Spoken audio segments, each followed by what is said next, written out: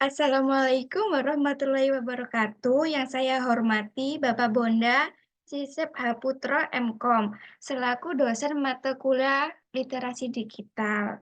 Perkenalkan saya Safira Zulfa dengan NIM akhir 165 dari kelas E. Prodi S1 Pendidikan Tata Boga. Di sini saya akan mempresentasikan hasil kerja saya yaitu yang berjudul Pengaruh label halal terhadap keputusan pada pembelian makanan konsumen pada produk makanan. Pembahasannya, masyarakat kini perlu hati-hati dalam memilih produk tersebut. Produk impor di Indonesia sudah banyak dan mudah ditemukan pada setiap supermarket.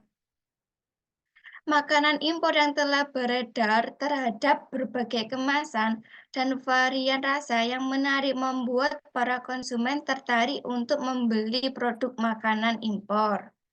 Hal tersebut mengharuskan konsumen untuk lebih teliti dalam melakukan pembelian produk makanan impor. Jika konsumen tidak teliti dalam membeli, dikhawatirkan produk makanan tersebut terkontaminasi dengan bahan yang mengandung unsur haram. Vivi Yunitasari dan Muhammad Hoirul Anwar 2019-50. Mahasiswa adalah komunitas kritis yang memiliki pengetahuan dan informasi yang lebih luas. Salah satu cara untuk mengetahui suatu produk impor halal atau tidak yaitu dengan memperhatikan keberadaan label halal pada produk yang biasanya dapat ditemukan pada kemasan. Bahan produk sangat penting untuk diperhatikan karena halal tidaknya suatu produk terutama produk impor dapat dilihat melalui komposisinya. Kemudahan konsumen untuk mengetahui informasi bahan makanan yang pada kemasan produk makanan impor biasanya menggunakan bahasa asing yang tidak disertai bahasa Indonesia yang komunikatif, sehingga konsumen tidak mengetahui kandungan dan komposisi produk makanan tersebut. Jika dikaitkan dengan hak konsumen atas keamanan, maka setiap produk yang mengandung risiko terhadap keamanan konsumen wajib disertai informasi berupa petunjuk pemakaian yang jelas.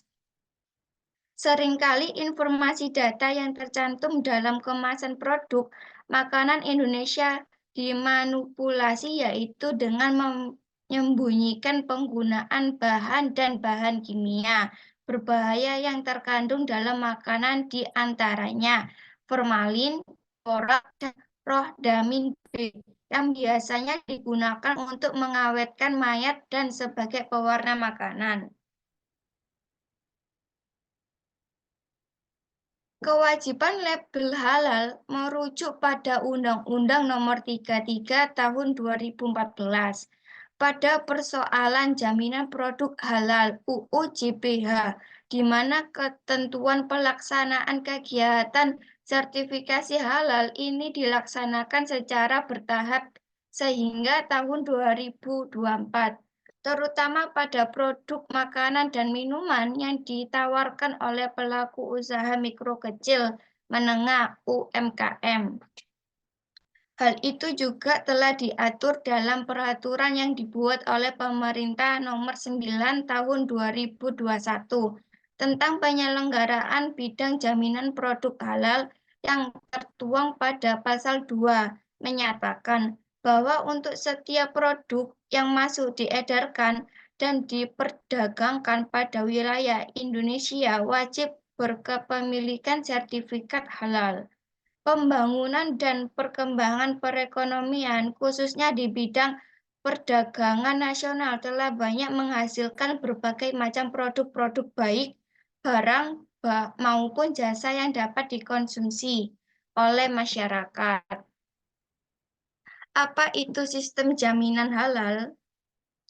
Sistem jaminan halal adalah suatu sistem yang digunakan untuk memastikan bahwa produk atau layanan yang dikonsumsi oleh umat Muslim sesuai dengan prinsip-prinsip halal dalam agama Islam.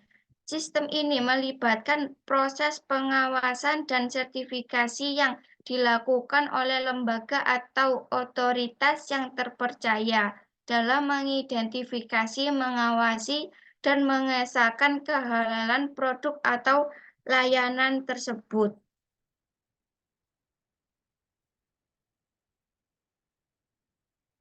Tujuan dari sistem jaminan halal adalah untuk memberikan kepastian kepada konsumen Muslim bahwa produk atau layanan yang mereka konsumsi telah memenuhi persyaratan halal sesuai dengan ajaran agama Islam. Hal ini juga membantu produsen dan penjual untuk meningkatkan kepercayaan konsumen terhadap produk mereka. Dan ada beberapa kriteria jaminan produk halal SJPH. Yang pertama, Komisi Fatwa Majelis Ulama Indonesia (MUI) dalam penetapan fatwa. Yang kedua, perusahaan yang akan menyusun dan menerapkan SJPH. Yang ketiga, auditor atau LPH yang akan melakukan audit terhadap pelaku usaha. Yang keempat, lembaga sertifikat halal (LSH) untuk melakukan proses sertifikasi. Yang kelima, lembaga pelatihan untuk melakukan kegiatan pelatihan. Yang keenam, penelitian halal dalam menyusun sistem jaminan produk halal. Yang ketujuh, auditor internal perusahaan untuk melakukan pemantauan SJPH. Yang kedelapan, pimpinan puncak perusahaan untuk melakukan evaluasi SJPH. Yang kesembilan, pengawas SJPH untuk melakukan pengawasan SJPH. Yang kesepuluh, fasilitator SJPH dalam melakukan fasilitas SJPH. Yang ke-11, penegak hukum dalam melakukan penegakan hukum. Yang ke-12, pemerintah dalam melakukan kegiatan terkait jaminan produk halal. Dan ada beberapa kriteria sistem jaminan produk halal, yaitu komitmen dan tanggung jawab, yang kedua bahan, yang ketiga proses produk halal PPH, yang keempat produk, yang kelima pemantauan dan evaluasi. Pada UU nomor 33/2014 tentang jaminan produk halal JPH, pasal 4, produk yang masuk beredar yang diperdagangkan di Indonesia wajib bersertifikat halal, yaitu makanan, minuman, jasa, obat, kosmetik, produk kimia, produk biologi, produk rekayasa genetik, barang gunaan yang digunakan, atau dimanfaatkan oleh masyarakat. Penetapan LPH untuk melakukan pemeriksaan dan/atau penguji kehalalan produk oleh BPJPH berdasarkan permohonan pelaku usaha. Yang pertama, BPJPH menetapkan LPH untuk melakukan pemeriksaan dan/atau penguji kehalalan produk. Yang kedua, penetapan LPH oleh BPJPH berdasarkan pada permohonan pelaku usaha. Yang ketiga, permohonan pelaku usaha didasarkan pada LPH yang sudah terdaftar di BPJPH. Yang keempat, penetapan LPH diterbitkan dalam jangka waktu paling lama 5 hari, terhitung sejak verifikasi dokumen permohonan sertifikat halal dinyatakan lengkap. Yang kelima, BPJPH dapat menetapkan LPH yang tidak sesuai dengan permohonan pelaku usaha dengan pertimbangan sesuai ruang lingkup LPH. Mode penelitian. Penelitian dengan pendekatan kuantitatif dan metode survei, di mana informasi dan sumber data terpenting diperoleh dari kuesioner yang dibagikan kepada responden. Pertanyaan yang diberikan mengarah kepada variabel yang sedang dibahas. Adapun variabel yang digunakan pada penelitian berupa variabel kemasan X1, label halal X2, dan izin PIRT X3 sebagai variabel independen serta variabel dependen berupa sikap konsumen Y pada keputusan pembelian produk makanan berlabel halal. Penelitian yang digunakan dalam karya tulis ilmiah ini adalah pendekatan penelitian kuantitatif.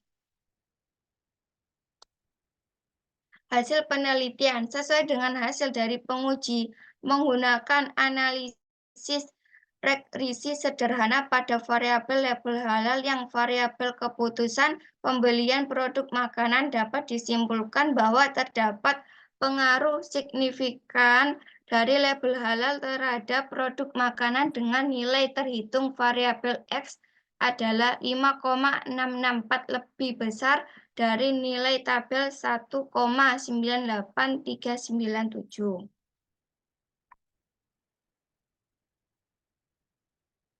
Total responden juga mewakili background pendidikan yang tidak sama, kemudian dari tingkat sekolah dasar sampai ke jenjang perguruan tinggi, di mana mayoritas responden memiliki pendidikan terakhir yaitu sebagai lulusan ESLTA atau sederajat sebanyak 16 orang, lalu disusul oleh lulusan S1 sebanyak 13 orang. Kesimpulan, label halal berpengaruh positif secara signifikan terhadap keputusan pembelian produk makanan impor. Artinya, bahwa ketika label halal mengalami kenaikan, maka keputusan pembelian produk impor juga akan meningkat, begitupun sebaliknya. Besar pengaruh label halal terhadap keputusan pembelian produk makanan impor adalah 6%. Label halal dan bahan makanan pengaruh positif secara signifikan terhadap keputusan pembelian produk makanan impor. Artinya bahwa ketika label halal dan bahan makanan mengalami kenaikan secara bersamaan, maka keputusan pembelian produk impor juga akan meningkat. Begitupun sebaliknya. Besar pengaruh label halal dan bahan makanan terhadap keputusan pembelian produk makanan impor adalah 15,4%. Berdasarkan kesimpulan, maka disarankan bagi BPOM untuk memperketat pengawasan terhadap produk makanan impor yang masuk dan beredar di masyarakat. Agar konsumen terlindungi dari produk-produk makanan yang tidak halal dan berbahaya, selain itu untuk meningkatkan keputusan pembelian produk makanan impor, maka kombinasi dari pertimbangan label halal dan bahan makanan harus menjadi perhatian produsen yang akan memasarkan produk di Indonesia. Sekian dari presentasi saya. Jika ada salah kata, mohon dimaafkan. Assalamualaikum warahmatullahi wabarakatuh.